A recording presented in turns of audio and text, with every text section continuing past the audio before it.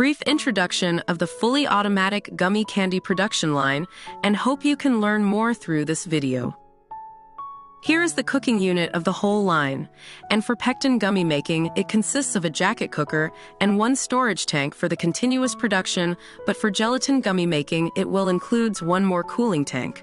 After the syrup is cooked, it will be transferred to the depositing hopper. Through the up and down movement of the pectins, the syrup will be deposited to the mold by flowing out of the copper nozzles. The mold is made of aluminum alloy with Teflon surface, which is very durable to use. The mold is designed as quick-release type, which means you can change the mold conveniently. Then the deposited gummy candies will enter to the cooling tunnel with conveyor belt so as to be exposed to the low-temperature environment to solidify. The mold will have a flip at the end of the cooling tunnel. Then the gummies will be demolded in the demolding device by tank chain, brush, and air knife to ensure the 100% demolding rate.